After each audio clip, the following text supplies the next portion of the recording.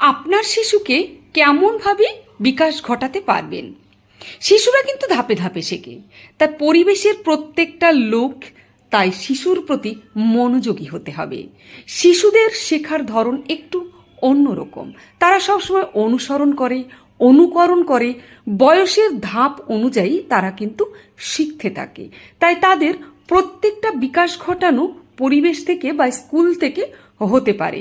3 থেকে 6 বছরের শিশুদের নিয়ে আজকে আমি বসে পড়েছি।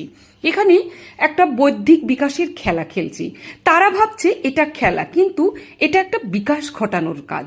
কারণ চারিপাশে যে সব জিনিসপত্র আছে শিশুরা কিন্তু মোটামুটি সেইগুলো চিনে গেছে। যেমন মানুষের মাথা, গাছ, পাতা, ফুল, সবজি, ফল, এগুলো কিন্তু শিশুরা মোটামুটি একটা শিখে গেছে। 3 থেকে 6 বছরের শিশু কিন্তু এগুলো শিখে যায়। তারা কিন্তু অনেক সময় অক্ষরও শিখে যায়, বা কিছু অক্ষর তাদের ধারণার বাইরেও থাকে, মানে কিছুটা শিখছে কিছুটা আধো আধো, এরকম ধরনেরই কিন্তু হয়। তো তাদের সামনে যদি শব্দগুলো বলা যায় তাহলে কিন্তু তারা সেটার সঙ্গে মিলিয়ে দিতে পারবে।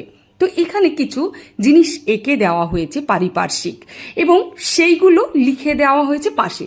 যেহেতু তারা শব্দ এখনো সবটা শিখে উঠতে পারেনি, তাই শব্দগুলো আমি মুখে বলবো, ওরা শব্দের সঙ্গে যে জিনিসগুলো আছে সেইগুলো সুন্দরভাবে মিলিয়ে দিতে হবে।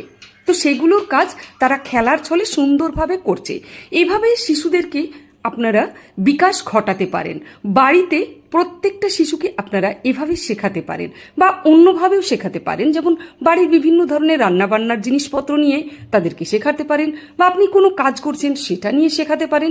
শিশুদের শেখার ধরন সবসময় অন্যরকম, তাই আপনাদেরকে শিশুদের প্রতি মনোযোগী হতে হবে। পরিবারের প্রত্যেককে তাদেরকে দূরে ঠেলে দেওয়া যাবে না।